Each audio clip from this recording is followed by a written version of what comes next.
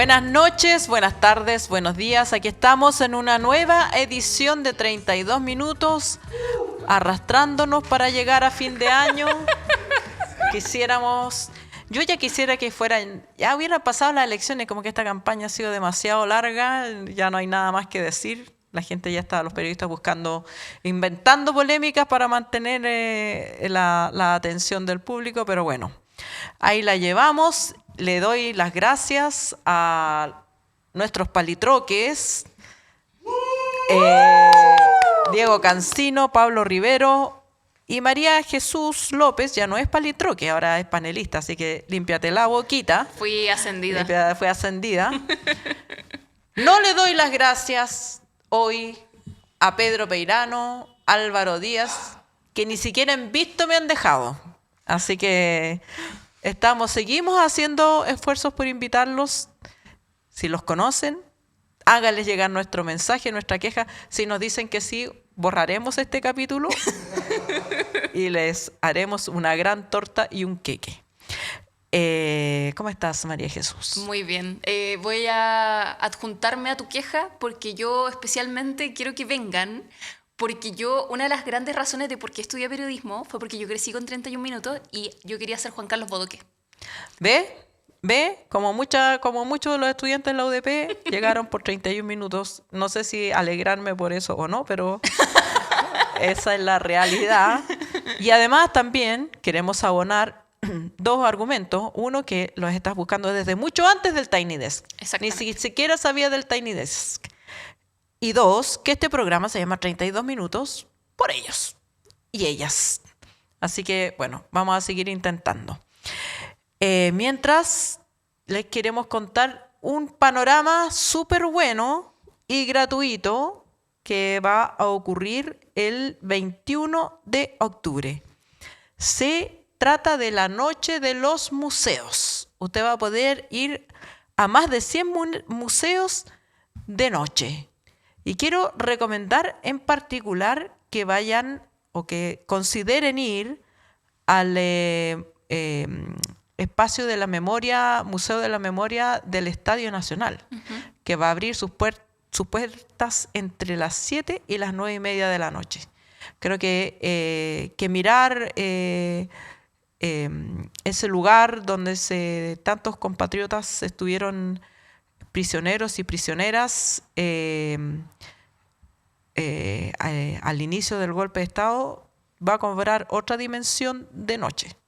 Así que vayan y tómense varios ansiolíticos antes de ir, porque creo que va a ser una experiencia también muy conmovedora. Sí, yo quería recomendar que ya que estamos en octubre y como para poner la vibra ya más halloweenesca, me di cuenta, estaba revisando, que va a estar abierto acá un lugar que tenemos bien cerquita, que es el cementerio general. Entonces vayan de noche, vamos todos de noche. Bueno, también es un lugar muy histórico con respecto a la dictadura, pero yo creo que igual va a ser algo entretenido que hacer como panorama de noche. No sé, yo no me atrevo, pero o sea, si voy acompañada tal vez sí. Yo sí me atrevo y ya, de hecho ya estoy pensando en una amiga que nos encanta el cine de terror. Vamos, la voy a invitar para ver si vamos. Qué bonita la iniciativa, abrir los museos de noche. Sí, así que... Para incentivar la cultura. Acá en 32 minutos hay un espacio también muy bonito para incentivar la cultura, para que no se pierdan todos los jueves culturales, que están muy buenos. Últimamente yo estoy impresionada con la calidad de invitados que tenemos. No, y este jueves va a estar de lujo, lujo. Vienen estrellas del firmamento. No le vamos a adelantar nada porque uno nunca sabe. Hasta que lleguen, cuando lleguen se lo vamos a anunciar, pero vienen estrellas del firmamento. También les quiero decir que tristemente han bajado las contribuciones a este programa. No. Han bajado de manera que ya empieza a doler. No quiero pensar que es porque echan demasiado de menos a Darío. Lo entiendo que lo echen de menos, que lo extrañen, pero aquí todos seguimos haciendo este programa con mucho cariño, mucha dedicación, y si este programa no recibe sus aportes, no puede subsistir y su continuidad depende de ustedes. también entiendo que la situación económica pueda estar apretada, pero si no nos pueden aportar, ya sea de manera mensual o por una sola vez, ahí abajito, en los links que están ahí en nuestro programa de YouTube, pueden recomendarnos, pueden ponerle like, pueden suscribirse y hacer que más personas se enteren de nuestra existencia y nos apoyen. Así es. Aparte, todos sabemos que, aunque todos extrañamos muchísimo a Darío, Darío va a volver. Es todo, no es indefinido, que yo sepa. Bueno. No sabemos si mañana va a haber un terremoto, si se va a eruptar un volcán, no sabemos lo que puede pasar. Ahora no está, pero el programa sigue, así que pónganse. Pónganse y sigamos. Para que sigamos. Bueno, y si creen que no tenemos que seguir también, sí, pero... Pueden comentar también. Pueden comentar en eso. Ya, dicho esto, vamos a una pausa para empezar con las noticias.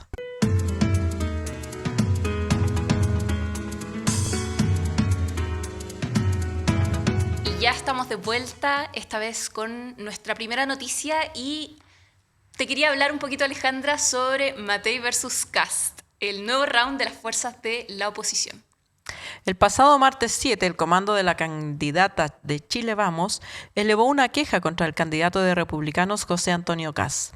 En un punto de prensa, los senadores Juan Antonio Coloma, Luciano Cruzcoque, Jimena Rincón y el diputado Andrés Joanet señalaron que era muy importante que en época de campañas presidenciales los candidatos se enfrentaran a los periodistas y que les preocupaba e inquietaba que el candidato José Antonio Kast decida no enfrentar a los medios. La senadora Rincón emplazó al candidato a que reconsidere su decisión de bajarse de la invitación que le hicieron desde Chile Mujeres a hablar de los temas de mujeres. Entre comillas, no enfrenta los debates, la verdad es que al final del día es puro humo. Y nosotros queremos decirle que si él pretende gobernar el país, lo primero que tiene que hacer es enfrentar a los periodistas y responder, atacó la parlamentaria. Al día siguiente, en entrevista con Radio Rock and Pop, Evelyn Matei sinceró su visión respecto a su contrincante republicano. Al ser consultada respecto a la peligrosidad que representaría Kast de llegar a la moneda, Matei dijo, comillas, ese es un tema súper complejo de contestar. Sin embargo, profundizó. Cuando alguien está dispuesto a correr los límites siendo candidato, a mí obviamente que me da miedo que pueda correr mucho los límites si es que llega a ser presidente. Eso sí me complica. En la misma línea, la candidata agregó que el republicano nunca se ha disculpado por los ataques de bots en su sector de redes sociales. Entre comillas, nunca ha dicho, pucha, lo siento, nunca ha dicho, esto no puede suceder. Pero también quiero decir que de la misma forma en que me atacaron a mí, atacaron a Johannes Kaiser por ahí por febrero, cuando él estaba por encima de Kast. Lo atacaron de la misma manera. En tanto, el candidato del Partido Republicano utilizó su cuenta de X para responder a los cuestionamientos de la candidata de Chile Vamos. A pesar de los continuos emplazamientos de la candidata y del comando de Chile Vamos, dijo, nosotros seguiremos enfocados y ocupados en derrotar a la izquierda. Si no paso a segunda vuelta, no necesito pedirle permiso a nadie para afirmar que voy a apoyar sin condiciones al candidato de oposición que pase. Chile está primero, siempre, publicó el candidato. Además, el republicano le contestó a Matei en Radio Pauta y aclaró, lo puedo decir, pucha, lo siento, esto no puede suceder. Con esa claridad, con más claridad, porque yo claramente uso las redes sociales de buena manera. Bueno, y en un momento volvemos con una entrevista para hablar de distintos temas de la política. ¿Buscas ese disco de vinilo que le falta a tu colección? ¿O quizá un libro sobre tu artista o banda favorita?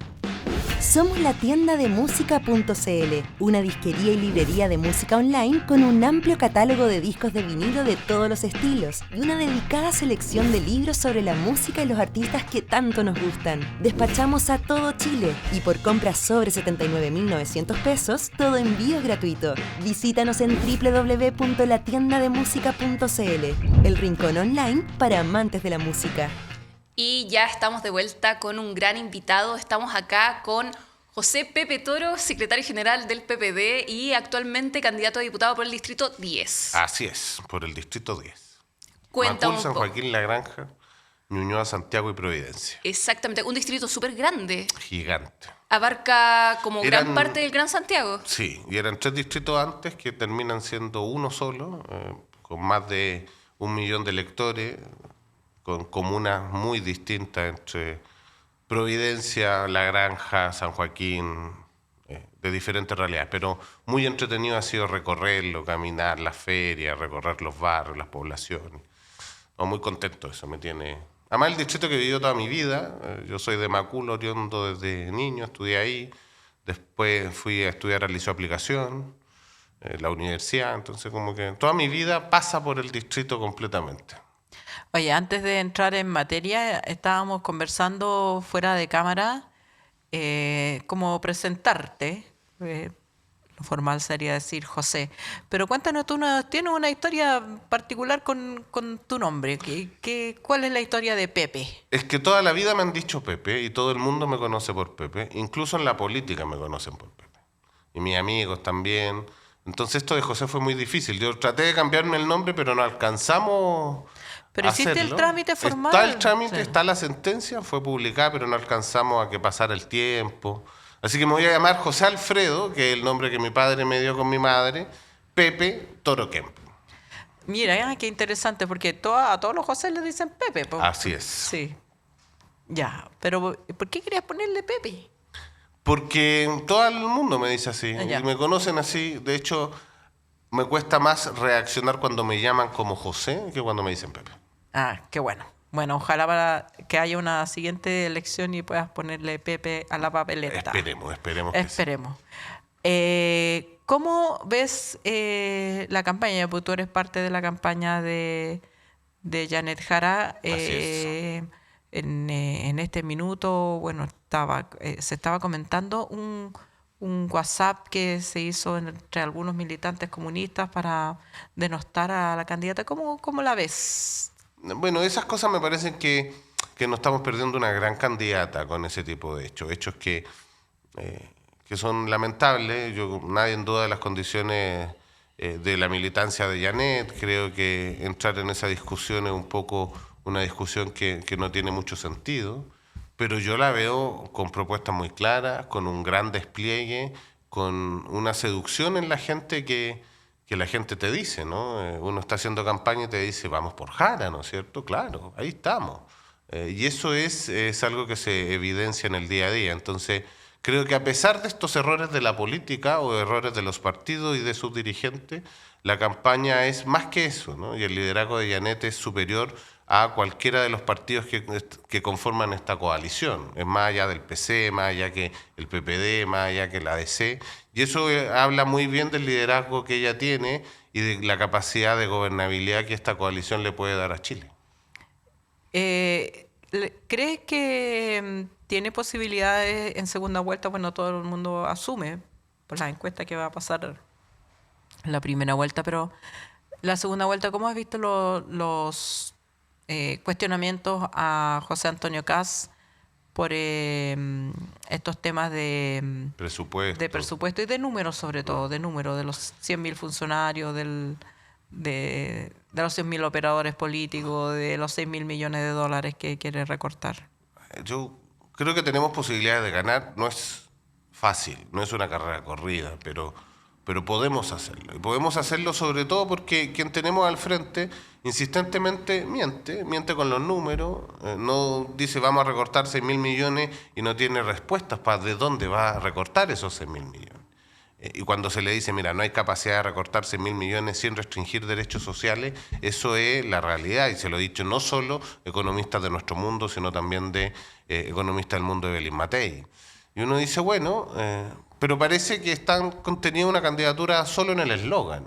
O cuando habla de estos 100.000 operadores políticos, uno dice, perdón, no hay ningún gobierno que tenga la capacidad de contratar eso. Las cifras tienen que ver con el Estado en general, tienen que ver con los funcionarios del SLEP, los funcionarios de salud, los funcionarios de las municipalidades. Entonces, son campañas basadas en la frase rápida, en la frase cliché, como una frase que golpea, pero cuando uno va, hace el doble clic y dice, bueno, ¿en qué significa eso? Tienen poco sustento. Dicen, ok, vamos a acabar con la delincuencia. Sí, La delincuencia no se va a acabar, uno tiene que combatirla, tiene que disminuirla, pero parte de tratar de mentirle a la gente, tratando de vender un falso sueño, una falsa esperanza, cuando la realidad es mucho más difícil, es mucho más dura, y dar propuestas reales y concretas es al final lo que yo espero que todos hagamos. Y en eso nuestra candidata creo que ha sido más consistente en dar soluciones reales, más que otra cosa. ¿Tú crees que la gente puede percibir esa diferencia o está en condiciones de decir, mira, no son 100.000 funcionarios, son 5.000? Yo creo que tenemos que explicar esa diferencia. Y no hemos sabido explicarla, y a veces nos quedamos como en el eslogan, ¿no? Pero cuando uno le explica a la ciudadanía en general, la ciudadanía entiende, asume de qué se trata. Yo en las diferentes visitas que tengo con organizaciones sociales, cuando yo le digo, ¿ustedes creen que se va a acabar la delincuencia? Todos te dicen, no se va a acabar. Entonces, eso es lo que tenemos que hacer, ¿no? Es salir a explicar y decir, hay que combatirla. Y ese discurso muy desde el sentido común, desde el ciudadano común y corriente que sufre todos los días por las cosas que le pasan, por los diferentes agobios de nuestra sociedad, yo creo que le hace sentido cuando uno les dice la verdad. A mí me surge una pequeña duda con este discurso, en especial al respecto de la seguridad, porque hace poco escuchábamos a alguien de su mismo partido, del PPD, a Carolina Toá, decir que la izquierda le tiene alergia al tema de la seguridad. Lo que pasa es que lo que Carolina decía tiene que ver con este mito que se ha construido sobre la izquierda en general.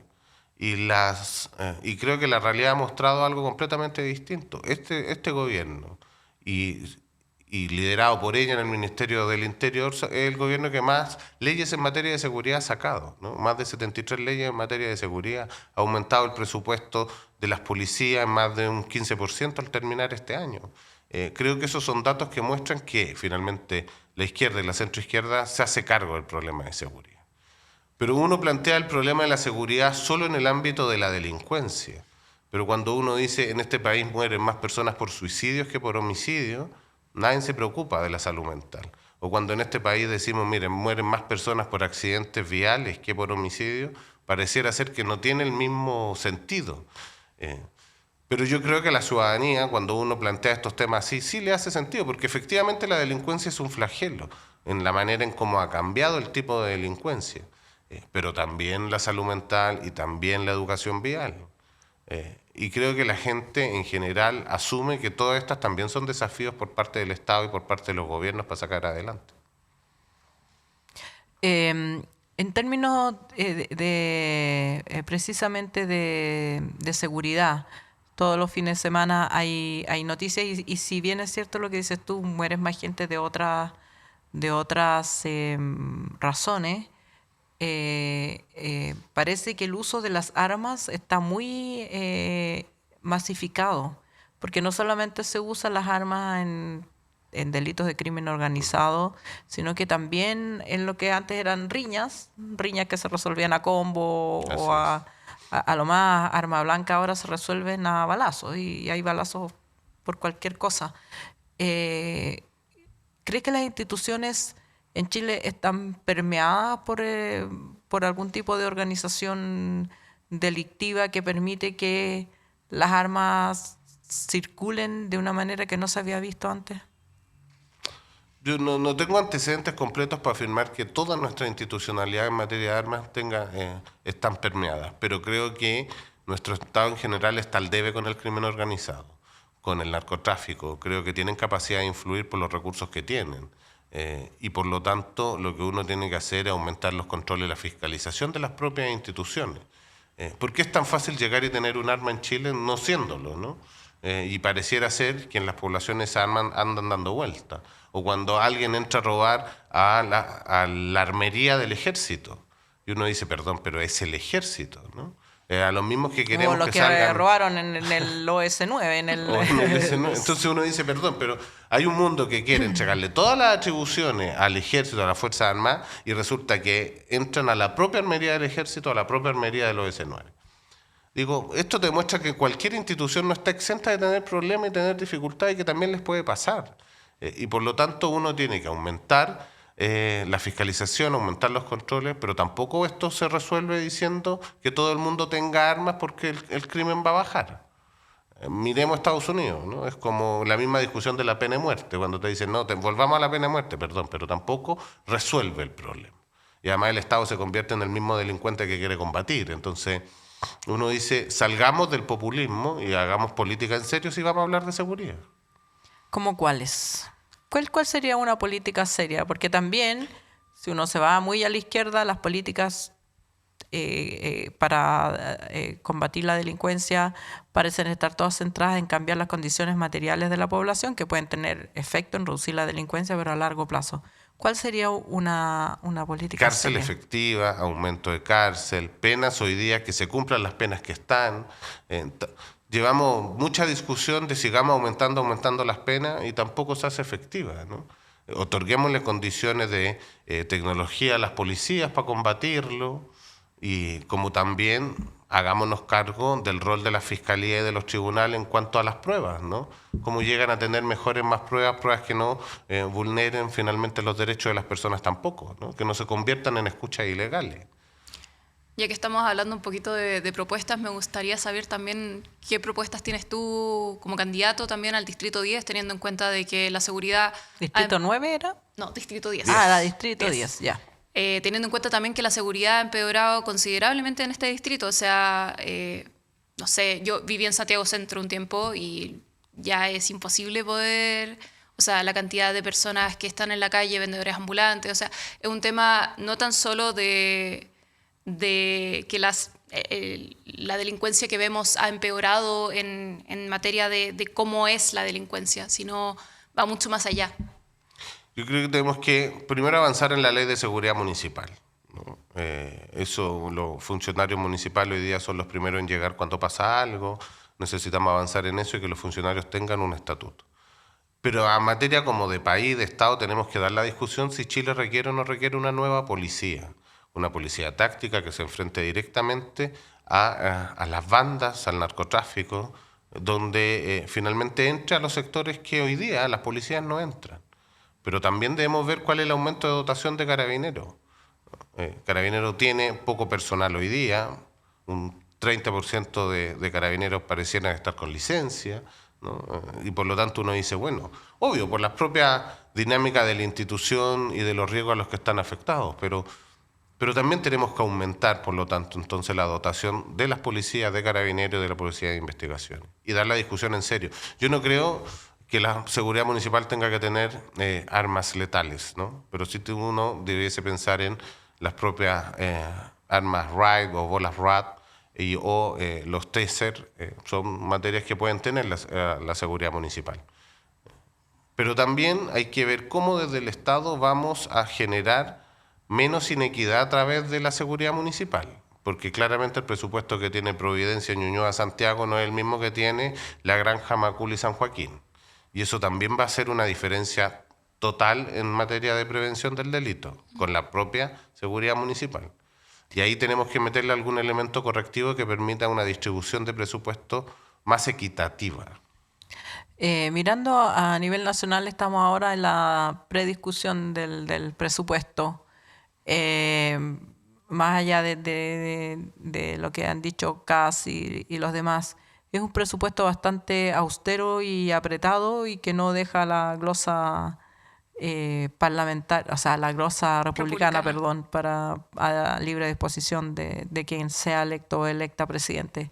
¿Qué opinión tienes del presupuesto elaborado? Yo creo que tiene cosas buenas y cosas malas. A mí me hubiera gustado que la glosa republicana se mantuviese y eso existiera. Entiendo que los fundamentos para esta decisión tienen que ver con la comisión asesora que recomienda la ejecución del presupuesto mejor a través de una redistribución del presupuesto que es de esta glosa republicana. Para efecto de controlar el gasto fiscal, pero es un presupuesto que crece en materia de salud. Al total los 4 años este gobierno va a haber crecido cerca de un 30% en materia de salud, más de un 15% en materia de seguridad. Creo que a pesar de la restricción fiscal, es un crecimiento que pone énfasis en los focos de la ciudadanía, que es seguridad, que es salud. La única crítica a esta cosa es la glosa republicana, ¿no? Que a mí me hubiese gustado que existiera, porque creo que es una tradición sana para nuestra república que se mantenga esto. Hay un debate en este minuto sobre la denominación de socialdemocracia. Parece que en algún momento de la historia se transformó en un insulto que una persona de izquierda se declare socialdemócrata. El PPD, partido en el que tú militas, es como uno de los primeros partidos que adoptó la denominación para sí ya por allá los 80. ¿Cómo ves este debate entre teórico, político, campañero de...?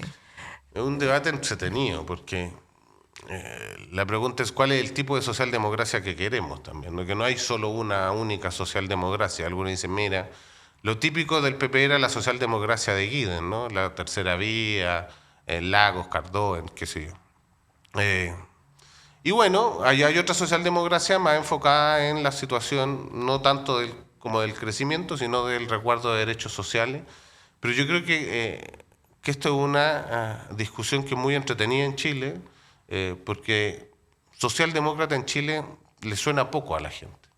La gente tiende a ver esto entre izquierda y derecha, punto, sin mayor diferencia. Ya la mezclura de centro-izquierda o centro-derecha le hace un poco de ruido, ¿no? Claro. Pero sigue estando entre izquierda y la derecha. Y uno está en la calle y dice, no, soy de centro-izquierda, y te dice, de izquierda ya. ¿Está con Jara? No está con Jara. Ese es su... Si está ahí, eres de izquierda, y si no, está ahí de derecha. Entonces creo que es un debate más académico que de la realidad. Pero una buena discusión, y eso también nos lleva a la reflexión de la necesidad de tener menos partidos y por lo tanto de potenciar el sistema político nacional. Muchísimas gracias, José. Pepe, Toro, vamos a mencionar ambos nombres acá. Muchas gracias. Muchas gracias por venir a 32 Minutos. Que estén muy bien. Muchas gracias por la invitación. Gracias.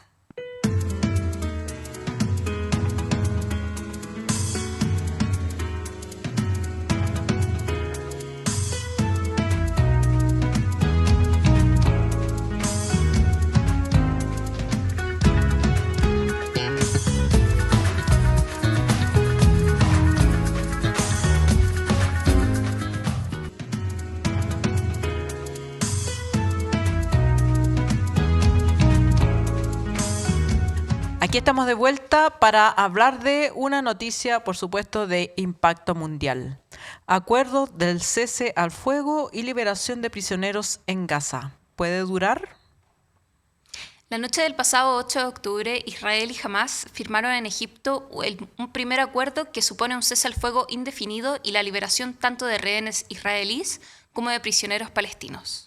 El plan fue aprobado por el gabinete del gobierno de Israel la madrugada del pasado jueves y según el ministro de Asuntos Exteriores de ese país, el cese al fuego debió haber entrado en vigor las 24 horas siguientes y la liberación de los rehenes vivos debería ocurrir, de hecho estaba ocurriendo hoy, en las 72 horas posteriores.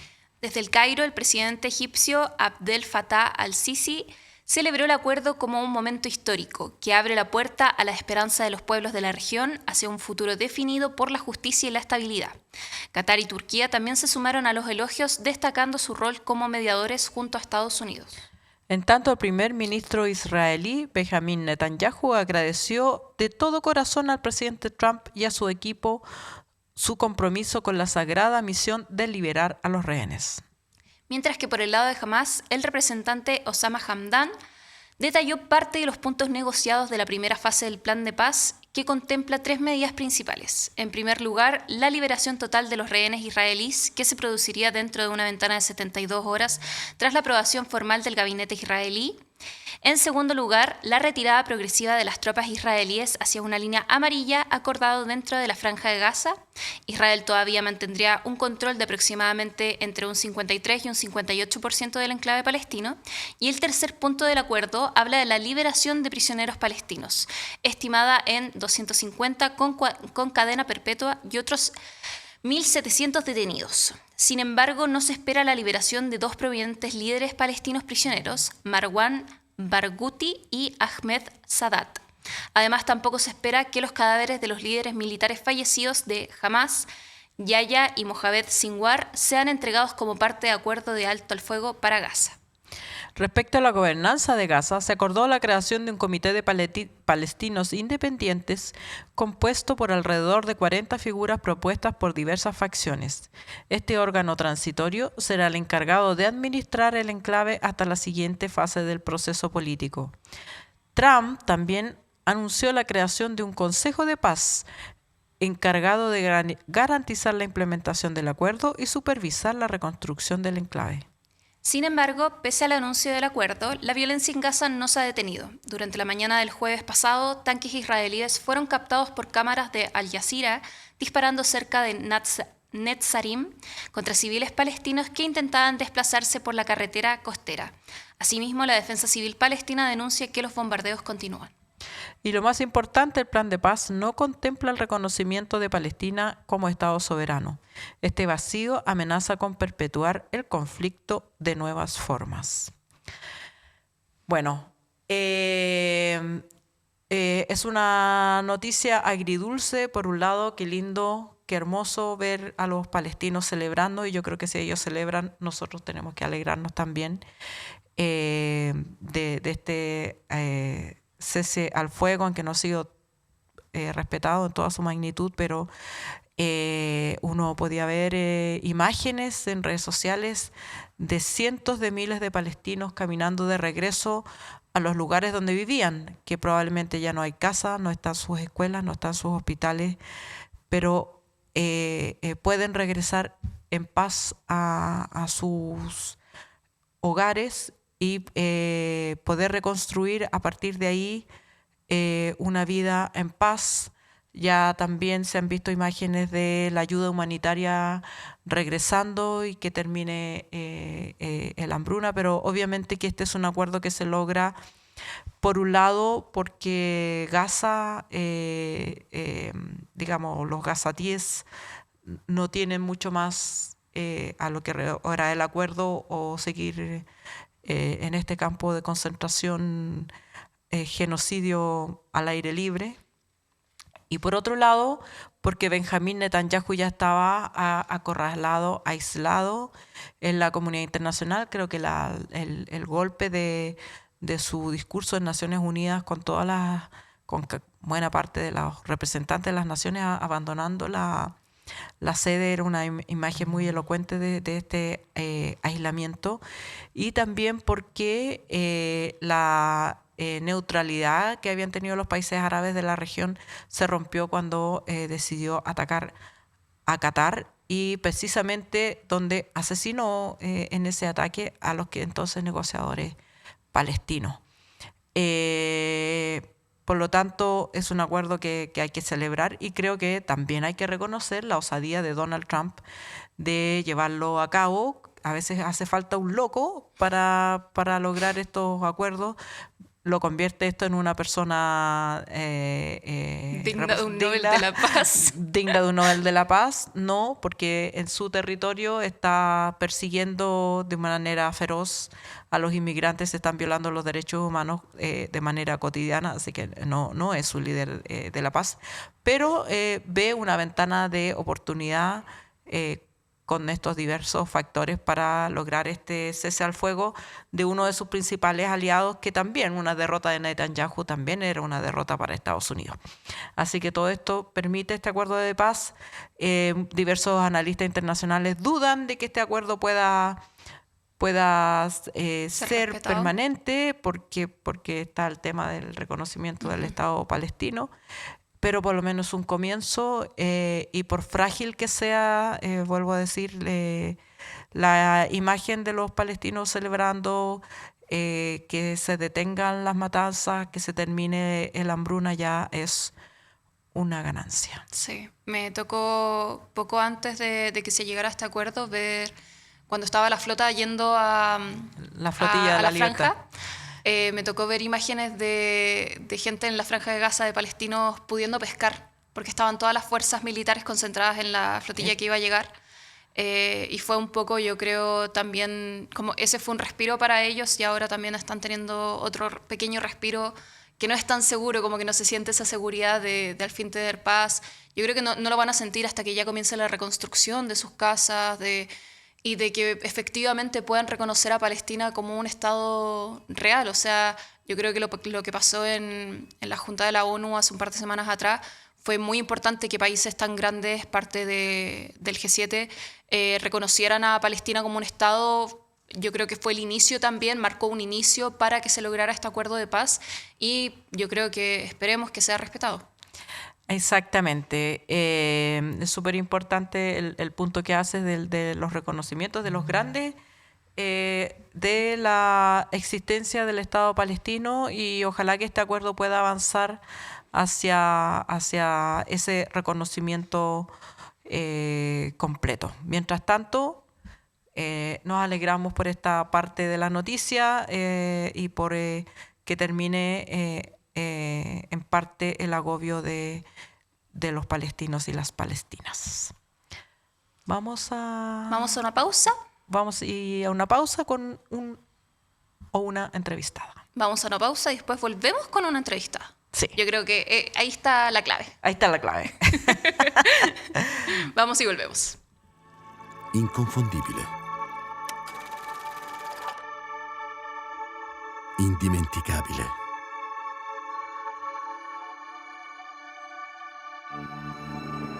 E il nostro caffè oggi riparte, portandoci a scoprire nuove parti del mondo.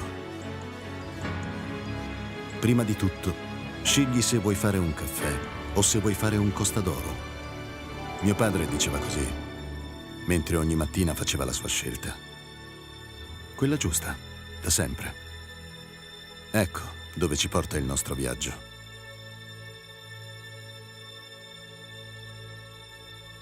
Esattamente dove abbiamo sempre voluto essere.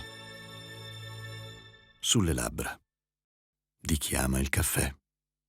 Hoy tenemos a una entrevistada muy especial para hablar de políticas, campañas, candidaturas, porque ahora puede hablar, ya no es alcaldesa. Estamos con Iracy Hasler, candidata a diputada en la lista del oficialismo, nunca me sé el nombre de las listas, pero bueno. Unidad por Chile. Unidad por Chile, por el distrito 10. Pero ya vamos a hablar de eso. ¿Cómo estás? Muy bien, gracias, Ale. Un gusto compartir contigo, María Jesús, de poder conversar hartas cosas. Siempre se puede, pero efectivamente hoy día podemos hacer planteamientos que son con otra responsabilidad, sí. Pensando en legislar, pensando en acompañar a Janet Jara. Así que feliz de conversar con ustedes. Estupendo. Vamos al tiro a la pelea, como dice una de las canciones de La Negra Esther. ¿Qué te parece este WhatsApp de militantes del Partido Comunista que se creó para denostarla, diciendo que era socialdemócrata? El presidente del partido dijo que, iba a estudiar el tema, se iban a tomar medidas. Pero ¿qué te parece en el contexto de la militancia, el ruido que hace que la candidata tenga que abarcar un espacio mucho más amplio que su propia militancia de origen? A ver, yo creo que partiendo por lo último, que es lo más importante, hoy día Janet Jara representa no solo a un partido o a 9 partidos, sino que representa a gran parte de la ciudadanía para poder llevar adelante un proyecto político para nuestro país. Por tanto, un liderazgo que excede a cualquier espacio partidario, y eso así también lo hemos entendido y lo hemos asumido, yo creo, al interior de la discusión del Partido Comunista, pero también es lo que se ha visto después de una primaria. O sea, cuando ella sale elegida, además, representa una mirada que es mayor. Yo en particular sobre aquello lo lamento, sin duda, creo que no corresponde, pero creo que lo más importante es que hoy día se ha puesto a disposición de Chile un liderazgo tremendo, que es el de Janet Jara, y yo al menos estoy comprometida de lleno en que lleguemos adelante con nuestra futura presidenta. Y eso no porque represente ciertos sentires de partidos, sino que sobre todo porque representa a las mujeres chilenas, porque representa el esfuerzo, porque representa la capacidad política, la capacidad de acuerdo, y esas son virtudes que tiene Janet Jara que están puestas para que pueda liderar no solo a una gran coalición con su propio liderazgo, sino que también el destino de nuestro país. Cualquier candidato a la presidencia quiere, y necesita para llevar a cabo su proyecto, digamos, no es por narcisismo, sino que por proyecto político necesita un Congreso que esté, ojalá, alineado con sus posturas, o por lo menos poder conseguir los votos para aprobar sus proyectos, su plan político. Hemos visto lo difícil que ha sido para este gobierno llevar a cabo ciertas iniciativas. ¿Tú crees que la gente está enterada de manera suficiente de lo que tiene que votar o cómo votar?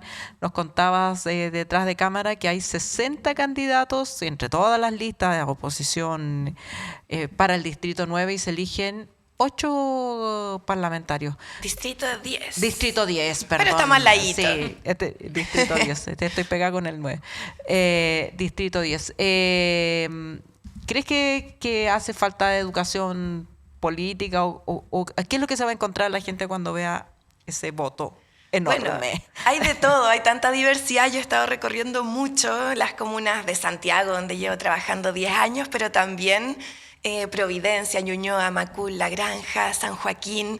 Y la verdad es que hay mucha diversidad. Las personas somos distintas, entonces hay personas que tienen muy definido su voto, su lugar, su mirada, su conciencia social, y hay algunas también que están hoy día abiertas a escuchar, a conversar, y también hay algunas personas que creen que la política no cambia muchas cosas. Y yo creo que ante eso hay que llegar con información, con educación cívica, con compartir y también con poder escuchar y entender que muchas personas piensan eso porque efectivamente la política estaba al debe, porque han faltado muchas cosas.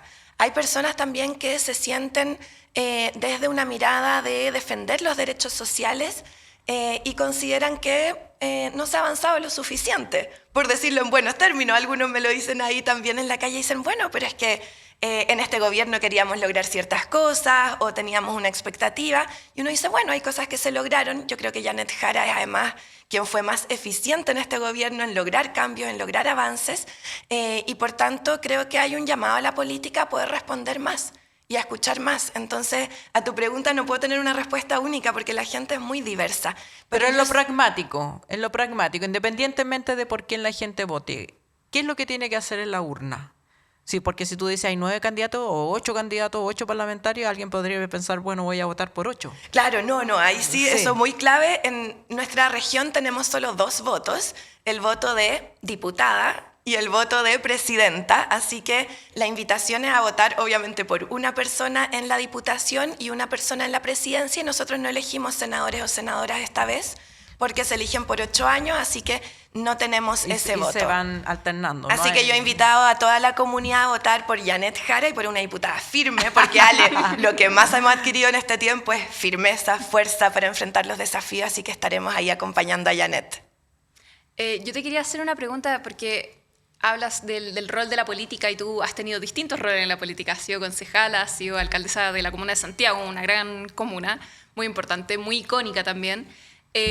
¿Cómo vas a cambiar todo este rol, como toda esta mentalidad que tuviste como alcaldesa, como concejala, como enfocándote en la Municipalidad de Santiago, a ahora ser diputada, representando un distrito súper amplio, que tiene distintas comunas muy distintas, valga la redundancia, entre ellas? ¿Cómo es este cambio en la política?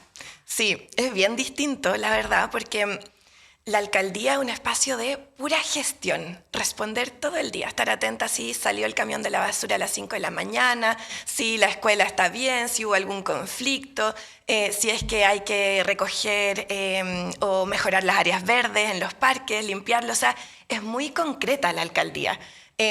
Y también de impulsar políticas públicas y tener una idea y poder llevarla a la realidad. Quisimos hacer un sistema barrial de cuidados en Santiago, lo hicimos con una brigada de cuidados, con Casa Igualdad, con apoyo a las cuidadoras, con certificaciones, con terapias colectivas, huertos comunitarios, en fin. O decidimos que el Parque Los Reyes había que mejorarlo en seguridad inmediatamente e hicimos un cierre perimetral. Entonces, y con eso se abrió para las familias. Entonces, es súper concreto. Efectivamente, hay algo que es diferente en la Diputación, pero yo quiero llevar también esa urgencia, porque siento que de repente en el Congreso como que está asumido que las discusiones son de muy largo plazo, y la verdad es que yo creo que tiene que ser un espacio que esté mucho más rápido para poder responder a las demandas de la ciudadanía y por tanto con un vínculo muy directo también de que ante las urgencias, ante las necesidades que hay, el Congreso pueda legislar para eso y poder representar también y fiscalizar. De eso aprendí harto porque uno ve la realidad concreta de cómo se ejecutan las cosas, cuánto duran los proyectos, cuánto duran las licitaciones, cómo acortar esos tiempos, cómo modernizar el Estado. Y esa experiencia también la quiero llevar al Congreso, que no son siempre los temas que más se hablan o como los más sexy, interesantes, pero son súper importantes porque tiene que ver justamente con cómo el Estado llega a la gente y cómo puede dar respuesta. Entonces, yo siento que si viene un espacio distinto, quiero llevar como ese sentido más de urgencia y más concreto que tiene la alcaldía, porque creo que así hay que responder y hacer política. Desde que dejaste la alcaldía, sobre todo en el primer periodo, tuviste varias altercados o contradicciones con Mario Desbordes. ¿Te parece que eso fue un error, fue juicioso, fue necesario? ¿Cómo ves esa constante interpelación, sobre todo de él, dice, bueno, ir así, esto, yo lo hice tal, ¿aporta o no aporta ese tipo de debate? Yo creo que aporta bien poco porque en el fondo vemos que hay un alcalde que está bastante obsesionado conmigo, pero yo creo que no es solo obsesión, sino que también que se ve muy complicado en su gestión. Y que ante eso, ante su desesperación en el fondo, el recurso fácil es siempre buscar hablar de mí. Y la verdad es que ya ha pasado harto tiempo y tiene que empezar a demostrar su gestión, a hacer algo, a poder aportar, mostrar sus capacidades por las cuales fue elegido. Yo la verdad dejé un montón de tiempo que él hablara. Yo dije, no, lleva muy poco tiempo, vamos a verlo. Pero claro, después también tuve que responderle algunas veces porque la cantidad de mentiras y la cantidad de excusas que pone sobre la mesa, la verdad es que molesta. Y lo digo no solo como exalcaldesa, sino que también como vecina de la comuna de Santiago. Uno espera de sus autoridades que cumplan. Yo al menos así sentí mi rol como alcaldesa y busqué cumplir todos los días, todo el día, porque es una labor muy importante, muy bonita la tarea que le ha dado la gente y la confianza que le dio la gente. Yo siento que eso debiera responderlo con trabajo y no con puras excusas y puro volver a hablar de mí. Así que yo eso creo que no aporta mucho, como me decían las vecinas ayer en la granja, llegué y me decían, otra cosa es con guitarra para el nuevo alcalde. Y le decía, bueno, sí, le tocará demostrar su gestión y yo lamento que en estos meses ha habido solo retrocesos en la comuna de Santiago. Con la basura, se dejaron de recuperar las casas tomadas por el narcotráfico, incluso se dejó de hacer seguimiento a aquellas que están recuperadas y eso pone en exposición justamente avances que logramos que se tradujeron directamente en la reducción de los homicidios en Santiago. Recordemos en el barrio Yungay que fueron más de 30 casas recuperadas, una de ellas Ciudad de Dios, que fue muy mediática cuando tenía muchos problemas y logramos justamente recuperar ese sector. O la malagueña en Franklin, etcétera, y esas cas se dejaron de hacer. ¿Y por qué eso crees yo lo lamento. que los habitantes de Santiago te dieron la espalda o te castigaron con no elegirte en la reelección? Mira, yo le agradezco mucho a la comunidad de Santiago haberme elegido como alcaldesa. Yo pienso que lo histórico, lo que irrumpió, lo que quizás no era esperado, era que ganáramos la alcaldía de Santiago. Efectivamente, reelegirse en esa comuna es bien complejo, Sí. tiene hartas demandas, hay muchas expectativas. Imagínense que es una comuna que en 20 años pasó de 230.000 habitantes a más de 530.000 habitantes. Entonces, sin duda que hay una demanda de muchas cosas. Hay también una población que ha variado, hay una comunidad migrante muy amplia, algunos de ellos también tienen visiones que son distintas a las que podríamos haber impulsado en la comuna de Santiago o creen que tienen esa visión distinta a propósito de lo que ha pasado en sus países. Entonces hay distintos factores que influyen.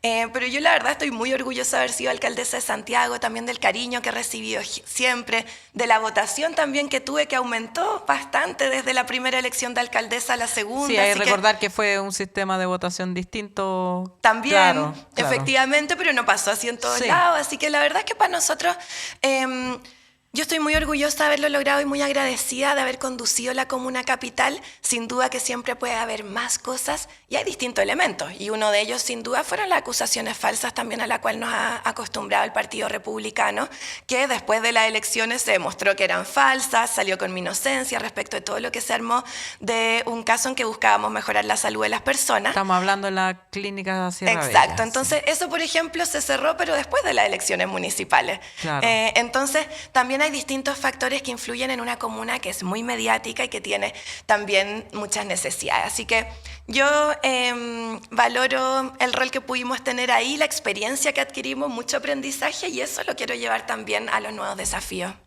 Te veo con mucha energía, como... Soy energética, sí. Me impresiona que después de un periodo de... O sea, primero empezaste como concejala, después tuviste un periodo de alcaldesa, vienes saliendo de las elecciones municipales que fueron el año pasado, ahora estás con esta nueva campaña.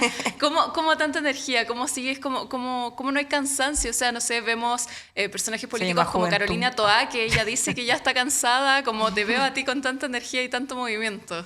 Sí, bueno, ella ha tenido hartos años más también de distintos roles, pero yo tengo harta energía, creo que es una de mis características que me ha llevado también a asumir estos roles, y hartas ganas, y uno se llena mucho del cariño de la gente, de poder responder a algo. La alcaldía, uno le agarra mucho el gustito a eso también, como de poder hacer cosas concretas, o sea, hablas con una persona, o hablas con una comunidad o discutes en el consejo municipal un proyecto y después se transforma en algo concreto. Rápidamente. Rápidamente. Claro. Yo camino por la comuna de Santiago y siento harto orgullo de cosas que hicimos y que dejan algo plasmado, y digo, qué tremenda oportunidad que he tenido también, siendo ya no tan joven, pero relativamente joven, de haber asumido también responsabilidades muy desafiantes y haberlo hecho con una entrega total, que es como creo que hay que responder a estas cosas. Y por eso asumo con ganas. Igual debo decirte, María Jesús, que... Claro, los días después de las elecciones o cosas así, uno dice, bueno, voy a pensar qué hacer, y ahí inmediatamente salieron del partido a decir, sí, probablemente le vamos a proponer que sea candidata a diputada. Y yo como en ese momento la verdad no lo estaba pensando. No, ahí en la cama comiendo helado. No, bueno, es que la alcaldía no te permite eso, Ale. Así No, que pero todos digo, los días- después de la derrota. Claro, es que después de las elecciones sí. seguía siendo alcaldesa, Ah. entonces tienes que todavía ver cosas, presentar el último presupuesto, en fin. No, hay que ver y por tanto tu mente licencia. está como en eso, y también en que, claro, no podía ir inmediatamente. No, sí, yo siempre lo comento aquí porque lo sé, lo he visto. Sé que las derrotas electorales duelen mucho, son muy... conmueven mucho al ser humano por razones misteriosas, pero Sí, yo así que no sé si espero la que sent- tengas una buena terapeuta. Mira, es que no sé por qué, pero tengo una buena salud mental. Buena salud mental, sí, lo como pasaste que siento rápido, que sí, sí. porque también me acostumbré, como que de repente es tanto el nivel que uno vive en lo que al menos a mí me tocó en la alcaldía, y como uno se la toma también, porque quizá hay algunos que se toman más vacaciones, cosas, Sí. pero cuando uno se toma las cosas bien en serio, la alcaldía es muy demandante, muy. O sea, estás todo el día atenta, todo el día tienes responsabilidades, prendes la tele y pasa algo y es como que no sé, en Santiago, ya, bueno, Ya. abordarlo entonces, qué hay que hacer, cómo responder cosas que están en tus manos y cosas que no están en tus manos. Claro. No estás a cargo de carabineros ni de la fiscalía, que son temas muy importantes. Pero yo creo que esa exigencia también te genera adrenalina, ganas. O sea, estás en un nivel muy alto también de exigencia y de responder a eso. Y eso me lo generó la alcaldía, o sea, acostumbrarse a dormir menos, todas esas Sí. cosas. Y los seres humanos somos seres de costumbre, como que podemos hacerlo también. Y eso es interesante de poder verlo. Sí, bueno, esperemos que la diputación, si te va bien, no te exija tanto, porque también hay que dormir. Sí, es verdad. Sí. Le vamos a poner mucha fuerza a la Sí. diputación, pero claro, las responsabilidades son diferentes en la respuesta más cotidiana que tiene la alcaldía, que tú eres la primera entrada al Estado, o sea, a la educación pública, a la salud pública, a los parques, a los espacios públicos. Es bien concreto. Pero también hoy día me entusiasma mucho la idea de pensar en proyectar a partir de eso. No sé, yo le digo a mis vecinas que me dicen, cerraron Casa Igualdad y el sistema de cuidado y la brigada, y ahora despidieron un montón de personas que trabajaban en los temas de cuidados en la comuna de Santiago, y les digo, bueno, pero ahora vamos a hacer un sistema nacional de cuidados y ningún alcalde de turno va a poder eliminarlo. Así que eso también da ganas de poder llevar cosas que pueden trascender también siendo ley. Hablando de eso precisamente, José Antonio Kast ha propuesto, sin identificar cómo lo va a hacer, pero reducir el presupuesto en $6.000 millones. ¿Qué crees tú que se dañaría siendo, digamos, mirando objetivamente, de dónde podría salir ese dinero y qué riesgos tiene para los programas sociales? Es un tremendo peligro, Ale. Yo creo que es impresentable lo que ha propuesto la ultraderecha con Kast, que es recortar $6.000 millones del gasto público.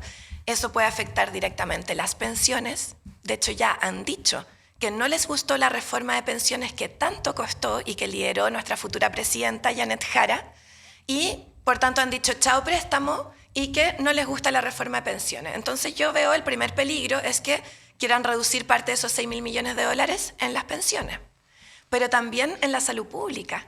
Nosotros necesitamos más recursos para la salud. Por eso en el programa de Janet Jara está tan prioritaria la salud. Reducir las listas de espera, poder fortalecer los hospitales públicos, que necesitan mayores especialistas, que necesitan mejor atención, que necesitan infraestructura muchas veces que no es la adecuada. Y eso lo hemos visto incluso en situaciones muy graves. Entonces, se puede afectar la salud pública, se pueden afectar los recursos de la educación pública, que estamos además en todo el proceso que va a implicar la conformación de los servicios locales de educación.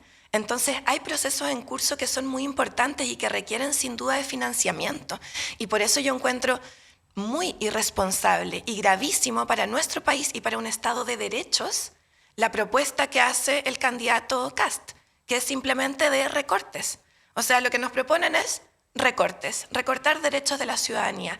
Y eso no lo podemos permitir. Y por eso yo creo que es tan importante defender una visión de sociedad que es diferente, de que creemos que el Estado debe servir a la gente, de que para algo vivimos en sociedad, de que si vas a tener un hijo o una hija en situación de discapacidad, no vas a estar sola como mamá, sino que además de la familia, que debe estar en corresponsabilidad, que va a estar el Estado, que va a poder acompañar a ese niño, a esa niña, a esa persona, que cuando llegues después de haber trabajado toda una vida, quizás sin remuneración, como las mujeres que han trabajado criando, cuidando, que puedas tener también una pensión garantizada.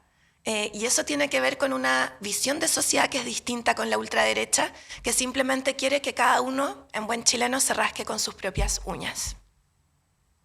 ¿Quieres preguntarle algo No, yo más? estoy listo. Yo sí te quiero preguntar algo. A ver, me puso cara. ¿Cómo se care? Daniel Jadwe. Aparentemente cambió su calificación judicial y va a reclamar, reponer su petición, ya que ya no es acusado, sino que solo imputado, de poder participar en la elección. ¿Te gustaría tenerlo de compañero de lista? Bueno, yo espero que las distintas candidaturas puedan tener una opción democrática. Yo creo que eso es importante si es que además hay un cambio en su situación. Creo que eso debió haber sido considerado. Lamentablemente desde el TRICEL entiendo que no se ha por ahora planteado que exista la posibilidad de revisión, pero hay una situación que cambia. Yo creo que la ciudadanía tiene el derecho a decidir quiénes van a ser o no sus representantes. Muchas gracias, Iracy, por estar con nosotros, por hablar de todos los temas y no rehuir ninguna pregunta. Sobre todo de las más ahí intensas de la Ale. Muy bien. Muchas gracias. Oigan, y un gusto estar con ustedes. Vamos con toda la fuerza, con la convicción, con la firmeza que hemos adquirido estos años a dar la pelea también al Congreso y acompañar a nuestra futura presidenta para defender una sociedad de derechos sociales. Así que muchas gracias por esta invitación. Muchas gracias. Muchas Iracy. gracias. Seguimos con más de 32 minutos. ¿Busca ese disco de vinilo que le falta a tu colección? ¿O quizá un libro sobre tu artista o banda favorita? Somos la tienda de música.cl, una disquería y librería de música online con un amplio catálogo de discos de vinilo de todos los estilos y una dedicada selección de libros sobre la música y los artistas que tanto nos gustan. Despachamos a todo Chile y por compras sobre 79.900 pesos, todo envío es gratuito. Visítanos en www.latiendademusica.cl, el rincón online para amantes de la música. Y estamos de vuelta con las noticias acá en 32 minutos. Y en esta ocasión vamos a estar hablando de cómo el Congreso cuestiona fuertemente el presupuesto 2026 del gobierno. La discusión del presupuesto 2026 ingresó en una fase de alta tensión en el Congreso, marcada por el cruce de críticas entre el oficialismo y la oposición. Los principales focos de controversia se centran en la transparencia de la deuda pública, el déficit fiscal, la eliminación de la denominada glosa republicana y el desfinanciamiento de áreas clave, incluidas las Fuerzas Armadas y las regiones. El proyecto de ley generó incomodidad en diversos sectores. El senador del PPD, Ricardo Lagos Weber, reconoció diferencias especialmente en torno a la glosa republicana. Por su lado, el diputado de Renovación Nacional, Frank Sauerbaum, también lamentó la eliminación del Fondo de Libre Disposición y atribuyó esta decisión a la falta de ingresos que tiene el Estado. Sin embargo, enfatizó que la discusión central debe ser la reducción del gasto para cumplir con las metas de balance estructural que el gobierno ha sido incapaz de cumplir. En paralelo, se cuestionó la falta de transparencia en torno a las cifras de la deuda pública. El diputado de la UDI, Henry Leal, insistió en la necesidad de conocer los números exactos. Necesitamos saber concretamente cuál es la deuda pública del Estado, dijo. La deuda devengada y aquellas facturas que aún los proveedores no ingresan. Además, un punto de alta sensibilidad fue la situación del Ejército. El comandante en jefe, Javier Iturriaga, alertó que la institución no está en condiciones de terminar el año, debido a problemas de financiamiento que impactan la contratación de personal. Al respecto, el diputado Leal afirmó que era un error gravísimo haber eliminado la antigua ley que proveía el 10% de las ventas del cobre para la compra de armamento en las Fuerzas Armadas. Además, el parlamentario llamó a reponer los recursos a las Fuerzas Armadas para evitar que, entre comillas, Chile no pueda estar desamparado ante cualquier eventualidad. El diputado de la Democracia Cristiana, Héctor Barría, advirtió que en los presupuestos jamás se deben tocar partidas tan importantes como salud y educación y alertó sobre recortes a los CFT estatales y la eliminación de programa de educación superior regional. Además, el parlamentario del Partido por la Democracia, Héctor Ulloa, criticó las reducciones a los gobiernos regionales, las cuales alcanzan un promedio negativo del menos 1,9%, con la región de los lagos sufriendo una caída del menos 6,1%. Ulloa advirtió de un retroceso grave en la descentralización. Bueno, hay que decir que este año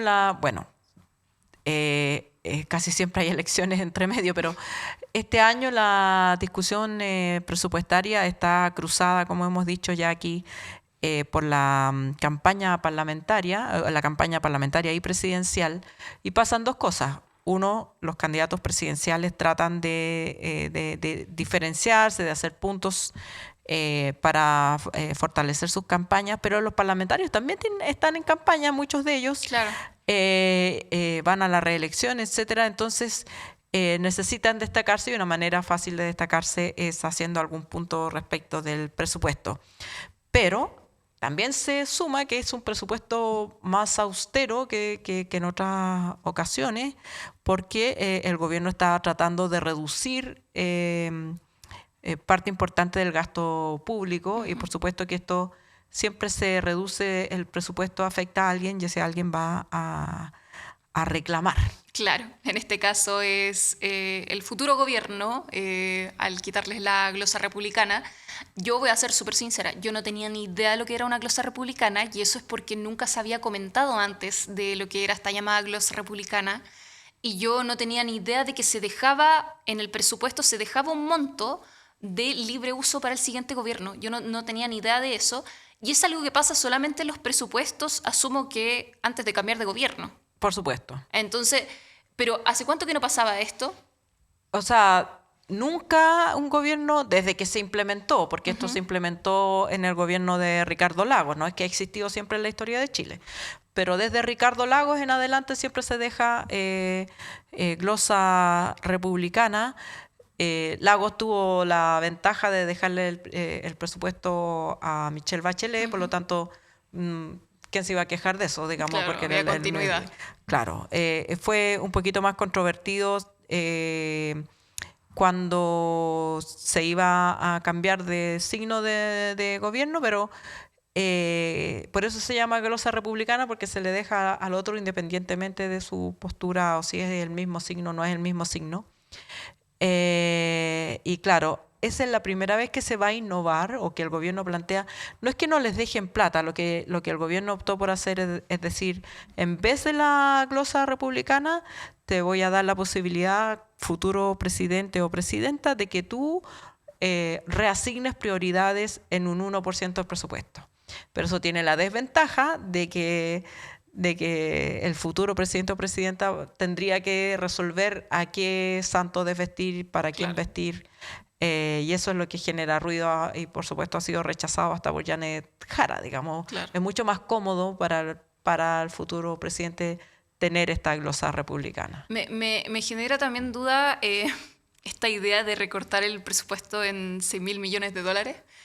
Sí, o sea, hasta José Antonio Kast se quejó de que no dejaran glosa republicana, pero él tiene la idea de recortar, además de eso, $6.000 millones. Entonces no entiendo de dónde planea recortar, o sea, va a recortar los $6.000 millones, pero va a dejar la glosa republicana para un siguiente gobierno. Claro, esa es la contradicción que hay en la derecha, porque están planteando que este presupuesto debiera ser todavía más austero, y entonces ahí te pisas la cola porque sí pides la glosa republicana, donde está la austeridad. Pero en el fondo es un problema, y hay que reconocerlo como tal, es un problema que cuando hay una elección presidencial, el presupuesto lo deja fijado el presidente saliente. Claro. Y tienes, en Chile los gobiernos duran solo 4 años.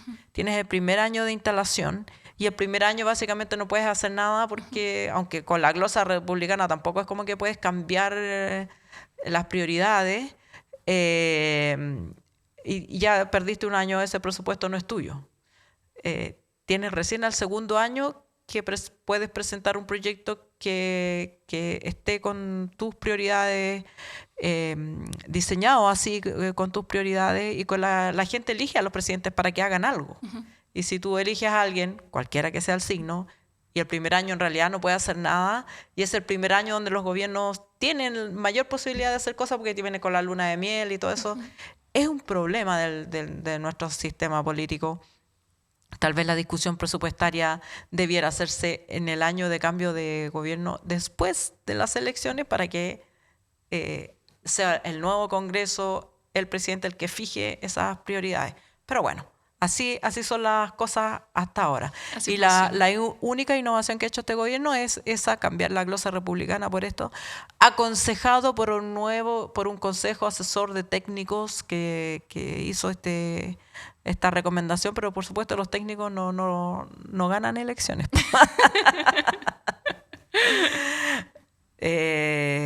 Bueno, ahora vamos a ir con un entrevistado para hablar de otro tema completamente distinto. Completamente distinto. Que ya probablemente está abandonando la pauta, pero que a nosotros nos parece interesante tocar, que es, vamos a hablar con Pablo Varas, el expreso político y trabajador social del CODEPU, que nos viene a hablar del caso de Bernarda Vera, de esta mujer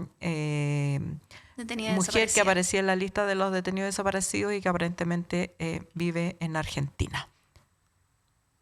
Así que estoy emocionadísima por esa entrevista. No, es que además Pablo Varas es un gran personaje, es escritor y conoce mucho, fue militante del MIR y sabe muchas cosas. Así que vamos a hablar con él de los derechos humanos, por supuesto, pero también de su mirada de este debate que se abrió en torno a la memoria y a la reparación, sobre todo, que merecen las víctimas de la dictadura y sus familiares. A la vuelta de esta pausa, volvemos.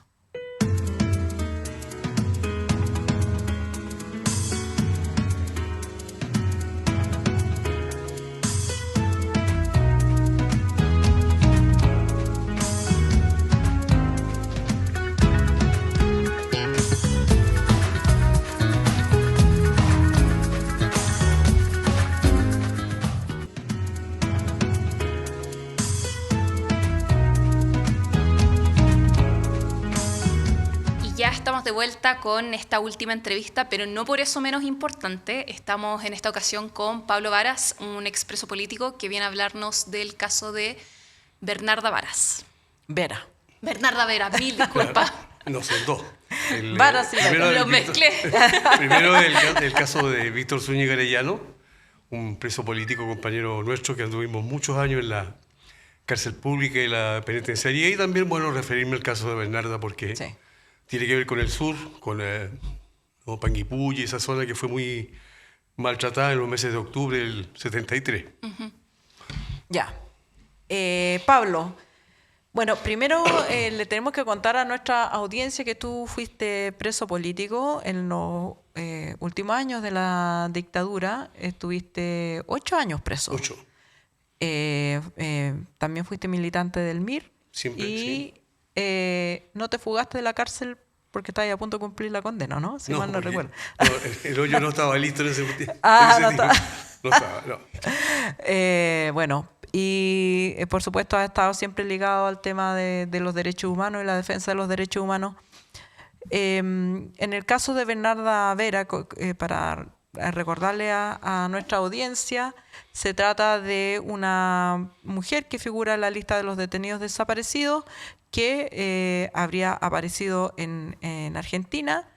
Y esto ha llevado todo un debate político, sobre todo respecto de si hay que revisar o no hay que revisar las políticas del Estado de reparación a las víctimas.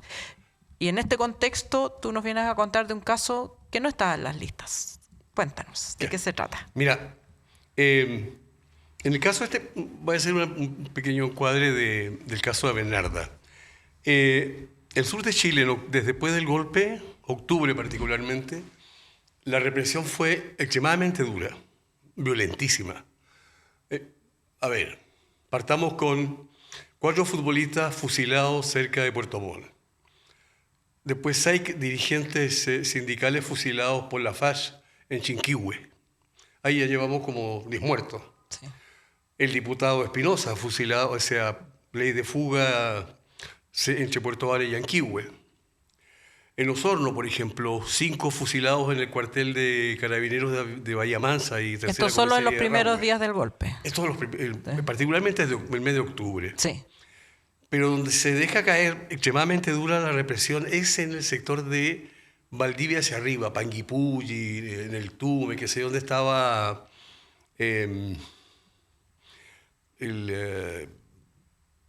había aserraderos, qué sé yo, mucho obrero agrícola. Y en esa zona se recuerda particularmente como un hecho muy triste la masacre de Chigüío, ¿no? 15 campesinos, todos 13 evangélicos, la mitad analfabetos, que fueron fusilados sin otra razón que ser pobres. Porque ahí no había ni agente de la KGB, no estaba el oro de Moscú. No había, No había nada. militancia. Claro, no había militancia tampoco. Entonces ese caso es horrible porque, como todos los casos, porque no tuvieron ninguna posibilidad de defensa, porque los maltrataron. Además ellos murieron, eran evangélicos. O sea, ellos mueren cantando alabanza al Señor. Posteriormente, años después, los van a desenterrar y ahí ya Sí, se les recuerdo que pierde. eso, fue uno de los primeros casos de donde se encuentran los cuerpos detenidos desaparecidos en los 90, junto con Pisagua, Exacto. porque ellos fueron, que estaban como NN, estaban en el cementerio de Chigüío. Claro. Habría que recordar también el caso, también en Valdivia, pero esto en el mes de septiembre de 73, cuando fusilan a Liendo y al día siguiente fusilan a 11 estudiantes, dirigentes del Liceo Nocturno, Barrientos, que era presidente del Centro Alumno de la Facultad de Música, ¿no? Entonces el sur fue extremadamente duro. Y entendamos que en ese momento no había ¿qué puerta Internet. ibas a golpear? Claro, ¿Qué puerta vas a golpear cuando no tenías ninguna? claro. Era solamente o arrancabas o te colocaban en el borde de un puente y te fusilaban sin juicio.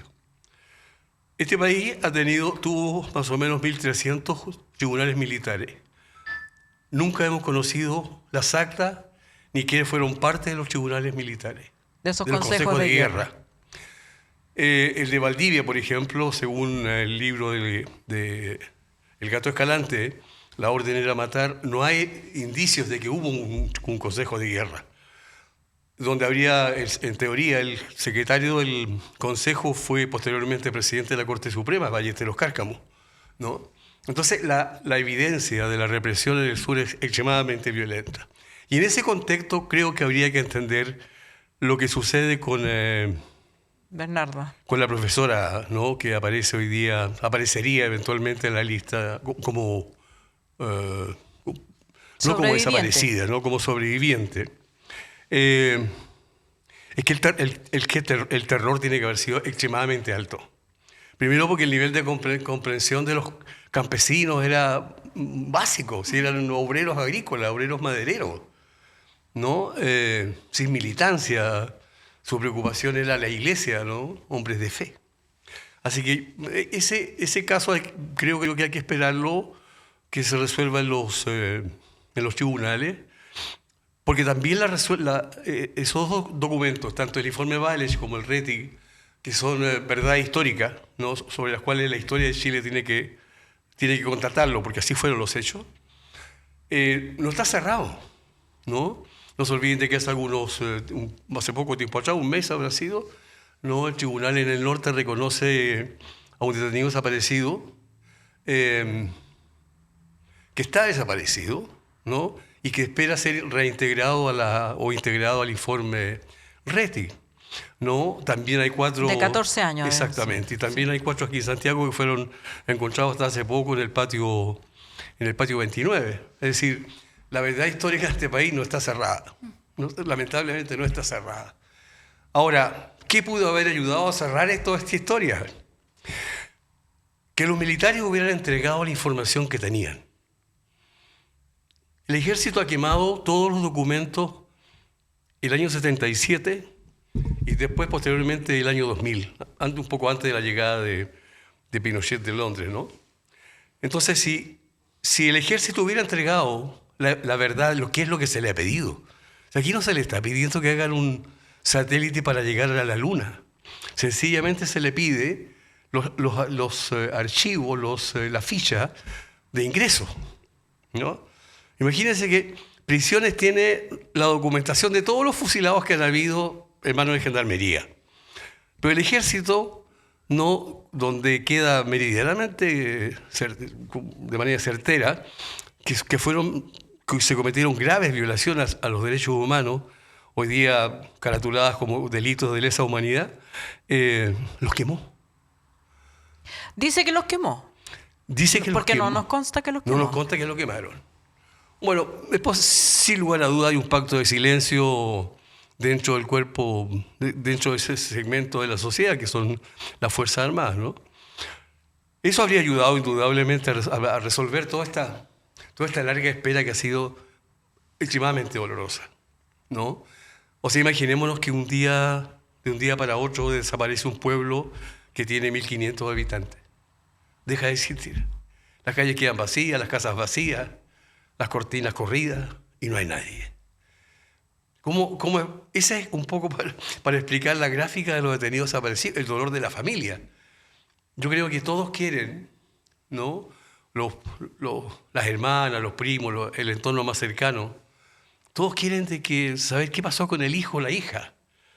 Porque no es correcto que termine la vida, ¿no?, de la familia teniendo el familiar en una foto en el living de la casa color sepia, amarillenta. Ese no es el fin de la vida, ¿no? Porque además esa gente o esos compañeros que murieron o que fueron hechos desaparecer, en algunos casos eran militantes y otros eran gente muy sencilla, ¿no? Que nunca se plantearon ni siquiera poner en duda qué podría ser el poder para tomárselo, ¿no? Pero fueron agredidos. Entonces, si las Fuerzas Armadas hubieran realmente asumido un rol que juran el 9 y 10 de julio todos los años, no habría sido distinto al final de toda esta dramática y violenta historia, ¿no? Pero esto también ha dado paso al negacionismo, por ejemplo, ¿no? De eso te iba a preguntar. Bueno, normalmente es esperable que cuando ocurre la corrección de un error, digamos, todavía está pendiente del pronunciamiento de la justicia, pero asumamos que la persona que se había dado por desaparecida está viva,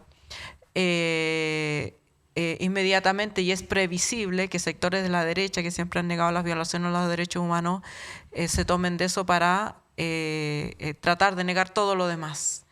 ¿Qué puede hacer el Estado para prevenir, para evitar que... Porque errores se pueden cometer y errores, digamos, no solamente ha habido en los casos chilenos, ha habido casos en Argentina, en otros lugares, en que, tal como tú dices, la información con la que se construyeron las listas es fundamentalmente la información disponible y que era posible recoger, pero hay parte de la información que no está disponible, que es como la que tiene que entregar las Fuerzas Armadas. Bueno, yo sostengo de que los dos informes, tanto el informe Reti como el informe Varech, son irrefutables. Es posible que haya existido un error en el caso de Bernarda, ¿no? Pero eso tienen que resolverlo los tribunales. Aquí hay información que viene desde Argentina, que también se habla que viene desde Suecia, pero esperemos que los tribunales resuelvan. Me parece que es lo más correcto. Pero no porque aparezca un caso, no porque aparezca el caso de Bernarda, vamos a sostener de que es de falsedad absoluta el informe Reti. Eso no es así. Y no es así porque confiamos en que los jueces, ¿no?, que han llevado procesos por violación a los derechos humanos han tenido que enfrentar pactos de silencio, ¿no?, y elementos en la defensa de los militares que en algunos casos son extremadamente poco creíbles.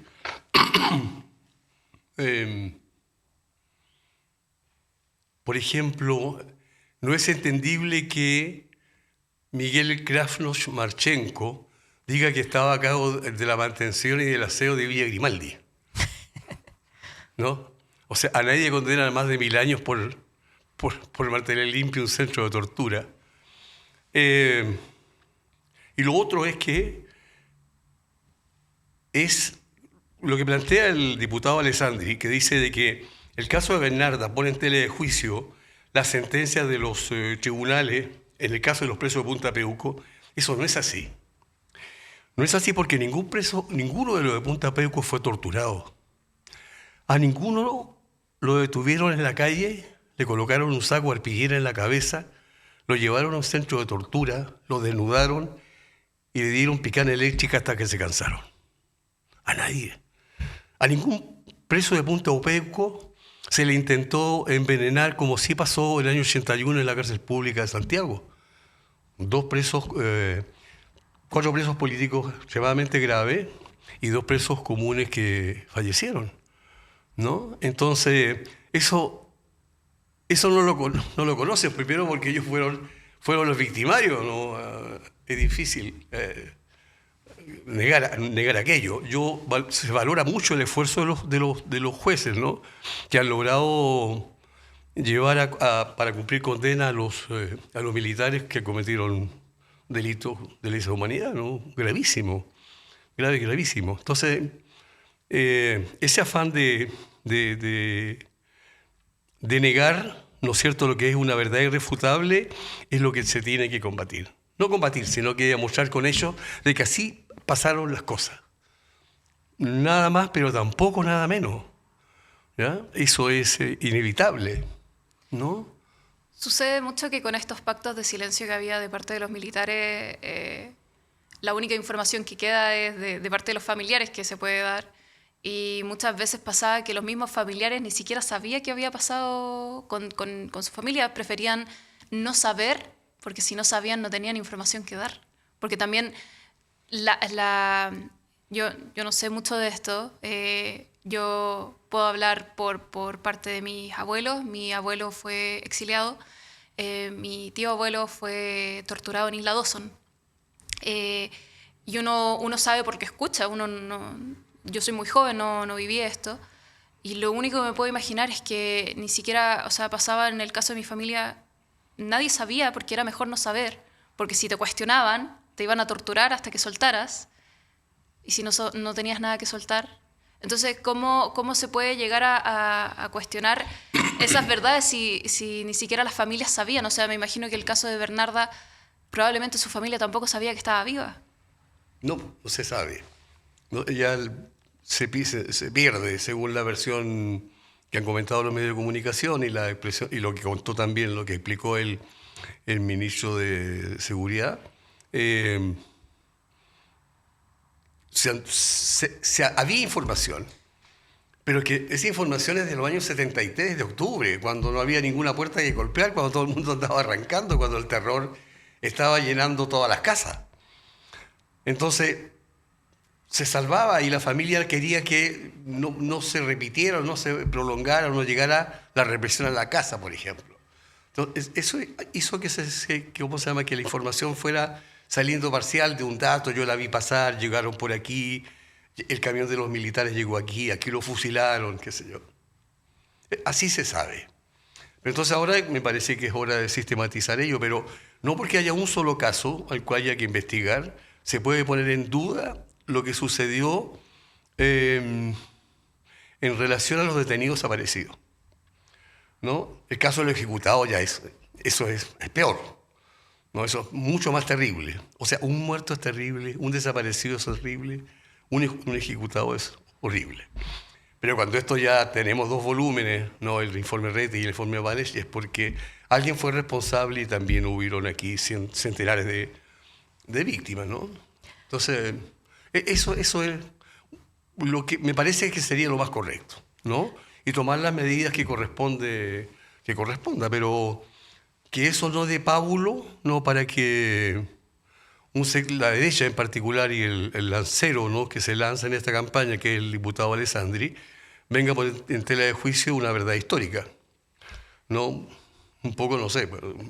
Pablo, así como hay errores o puede haber errores de gente que está en la lista de detenidos desaparecidos no siéndolo, también hay errores por detenidos desaparecidos, ejecutados, torturados, que no están en las listas, debiendo estar.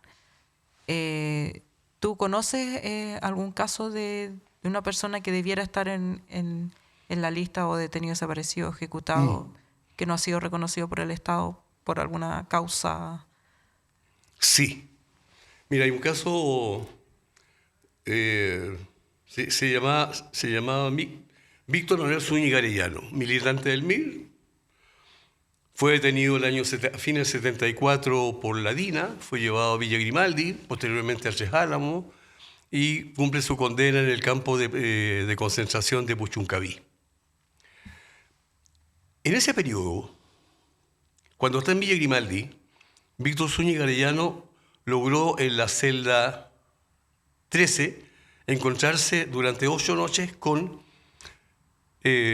Jorge Miller, la pareja de Carmen Bueno, ¿no? Ambos desaparecidos, ambos en la lista de los 119. Vio a muy maltratado y él es parte del proceso, ¿no? Después que quedó en libertad, el Víctor Él prestó testimonio. Exactamente. Y ya en enero del 82, es nuevamente detenido, pero esta vez por la CNI. Llevado al cuartel Borgoño, lo entregan en marzo a la cárcel pública de Santiago.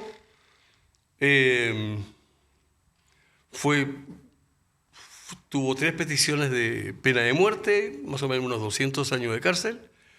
Y el 18 de octubre del 85 junto a algunos otros presos políticos, intenta la fuga de la penitenciaría. Y en ese intento de fuga, muere.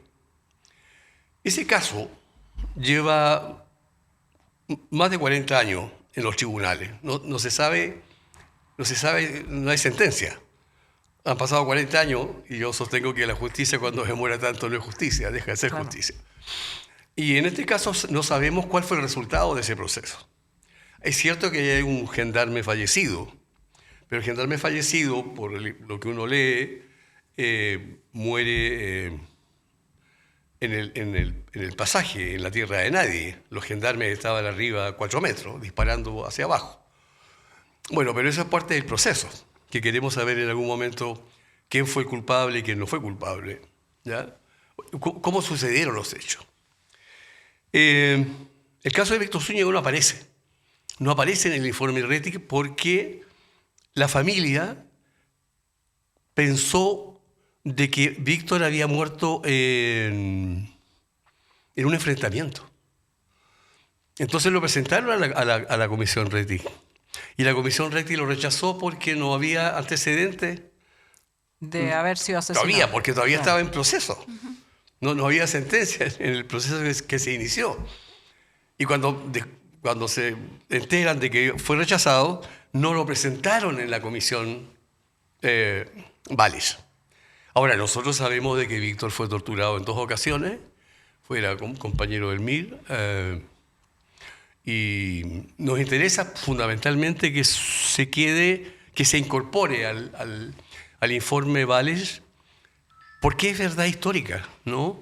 Porque saludamos siempre a todos nuestros compañeros que cuando no había Estado de Derecho, cuando no había Congreso, cuando no había partidos políticos, cuando no había centrales obreras, cuando no había sindicatos, fueron capaces de rebelarse frente a la tiranía, ¿no? Tan sencillo como eso. Cuando no hay Estado de Derecho, no te queda otra que asumir esas conductas, ¿no? En defensa de la vida, la dignidad de los pueblos. ¿Y para qué vamos a mirar la historia? Tenemos otros casos bastante más connotados.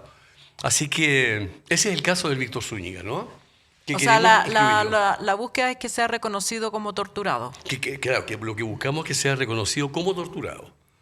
Porque hay dos detenciones y las 2 con tortura. Y la versión, ¿qué saben ustedes sobre ese intento de fuga?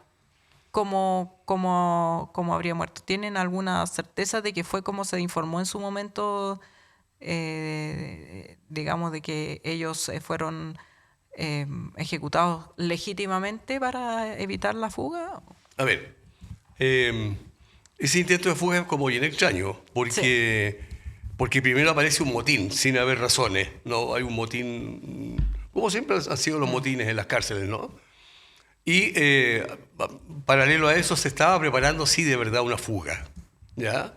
Primero porque los que intentaron la fuga tenían todos tenían peticiones de pena de muerte. O sea, me parecía que lo más digno y justo un preso que quiera salvar la vida, ¿no? Lo extraño en ese proceso o en el intento de fuga y motín es que hay 8 muertos más. O sea, no solamente el Víctor Zúñiga que cae, porque también cayó Jorge Palma Donoso herido, pierde un pulmón, Carlos García Herrera con 2 balas en el cuerpo, Carlos Araneda Miranda con un tobillo hecho, ¿no? muy maltratado, herido, baleado. Pero hubieron presos comunes que murieron a 100 metros del lugar de los hechos. O sea que en resumen, hubo un intento de parte de la represión, de parte de Gendarmería, no de parte de la CNI, porque la CNI intervino en el control de claro, esa fuga. el control, ¿no? Participó. Son muy grandes las dudas, las interrogantes que todavía quedan. Es por eso que ese proceso nos interesa que también se cierre, porque ahí hay 8 personas que fueron asesinadas muy lejos de los hechos, qué sé yo, no sé, en los patios, en la Galería 10. En la Galería 10 de la penitenciaría estaban todos los presos políticos, ¿no? Ahí fue cuando se acercó la CNI y disparó a matar por las galerías para adentro, ¿no? Entonces, bueno, habría que esperar. Esperamos que pronto se cierre. Está en una sala de la Corte Suprema esperando sentencia. Y eso nos permitiría conocer muy bien lo que sucedió en ese intento de fuga. Yo no estaba en la penitenciaría, estaba en la cárcel pública de Santiago. Y de allí nos interesa conocer la verdad. O sea, nos interesa conocer la verdad porque Víctor tiene un hijo, ¿no? que es papá. Y si no hubiera pasado esto, si no hubiera habido un golpe de Estado, si no hubiera pasado absolutamente nada, seguramente hoy día Víctor estaría, no sé, en Suecia paseando con los nietos o en la Villa Portales recordando a su mamá. Pero es que no fue así, ¿no? La historia nos llevó por otros lados que obligó también a asumir tareas, ¿no es cierto?, más comprometidas, con compromisos más fundamentales, más determinantes. Así que esas son como lo que a nosotros nos preocupa como presos políticos. No como presos políticos del MIR, sino que como presos políticos en general, ¿no? Ahora, hay otros casos, sí, en el sur sí que se conocen casos, por ejemplo, de campesinos en la zona de Osorno hacia el Bahía Mansa, Maico Pueblo, Pucachihue, que fueron apaleados en las comisarías en el campo. Pero, como siempre, Carabineros se acostumbró a los apaleos, ¿no? La gente entendió que era normal. Entonces no Ni entendió siquiera que se una reconoce apalea como era- tortura, claro. Claro, no era tortura. No, si total, nos pegaron, qué sé yo, sí, nos dolió un poco, después ya nos olvidamos. Pero eso es tortura, trato inhumano, crueles y degradantes. Entonces hay muchos casos como eso. Algunos porque estaban en el campo, algunos porque no conocían, porque no se enteraron, porque no estaban informados. O que Porque también yo conozco mucha gente que frente a la magnitud de la barbarie pensaban que a ellos, entre comillas, no le había pasado nada. Claro. O sea, comparado con un detenido desaparecido, comparado con las otras cosas, las tragedias, sentían que era como una arrogancia decir soy víctima de la dictadura, pero en términos estrictos sí son víctimas de la dictadura. Recordemos en los años 80 cuando llegaba el ejército a una población, los llevaban toda una cancha de fútbol, a un estadio, cancha de básquetbol, de ahí Y a los las micro. desnudaban, claro. Luma porque subía y Luma para que baje. Pero y eso se consideraba algo más normal, ¿no? Hoy día eso no, tiene un delito, está caratulado y tiene pena, ¿no? Y los que son responsables de golpear o maltratar deben pagar como corresponde. Nadie está esperando aquí, no queremos que sea el juicio final para que rindan cuenta, ¿no? Ya, las cosas deben ser acá. Pablo, como última pregunta, yo creo que es importante también para las nuevas generaciones que muchas veces no conocen cómo fue la magnitud de lo que pasó en la dictadura. ¿Nos puedes contar tu caso? ¿Cómo fueron? ¿Por qué razones tú estuviste 8 años preso en la cárcel pública? Porque yo crecí al MIR a fines de los años 60, entonces asumí el convite que hizo Miguel Enrique, ¿no? Y otros tantos compañeros, a asumir compromisos sociales fundamentales, ¿no? Cambiar un país, un hombre nuevo, un país diferente, repartir mejor los pares y los peces, ya que como por decirlo de alguna manera, ¿no? Y después ¿por qué caí detenido? Bueno, por acciones de la resistencia, un poco de propaganda armada, trabajo social, volanteo, ¿no? Tratar de reconstruir un partido, ¿no? Pensando en que había que hacerlo. ¿Pasaste por la aquí CNI? No es posible pasar, o sea, no es posible pasar al lado de una injusticia sin hacer nada. No es condición humana eso, ¿no? Diría casi es contra natura, ¿ya? Como el resto de mis compañeros, ¿ya? Como el resto de tantos presos que pasaron por las prisiones, y de todo Chile, que no estamos hablando solamente de la cárcel pública o la Peni, también hablemos de Puerto Montt, Valparaíso, el cuartel Silva Palma, por ejemplo. Es que aquí hubo toda una gran cosa. O sea, si uno piensa de que el buque Escuela Esmeralda, a la cual la mitad de este país llora cuando sale a los mares, es que hay que entender de que adentro mataron a palos y en tortura a un cura.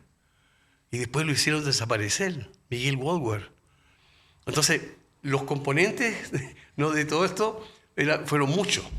Entonces, ante esa evidencia, bueno, había que un poco dignamente hacer lo que se puede, ¿no? Aportar, no infligir una derrota militar, sino que volver a un sistema democrático que es lo más cercano para lo que lo podamos entender, ¿no? Porque esas eran las condiciones. Y en la cárcel sí, fui presidente de la Coordinadora Nacional de Presos Políticos en Prisión. Nos tocó una larga huelga de hambre cuando vino Juan Pablo II. Estábamos en huelga de hambre en ese tiempo, llegamos a 29 días. Y recuerdo que quien nos pidió que levantáramos la huelga fue Luisa Rivero, una dirigente poblacional, militante del MIR, que habló frente al Papa, ¿no? Murió hace poco la Luisa. Y así fue, ¿no? Había que colocar la historia frente a la criminalidad de todos los días que se ejerció durante la dictadura militar. Muchas gracias, Pablo, por tu testimonio, por la información que nos ha entregado también, muy valiosa para nuestra audiencia.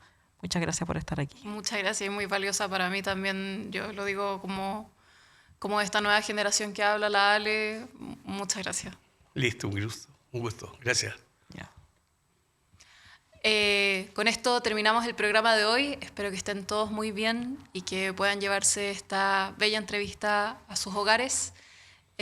Nos vemos el próximo lunes, pero antes nos vemos el Jueves Cultural. No se lo pierdan. No, el Jueves Cultural va a estar atómico, así que no se lo pierdan.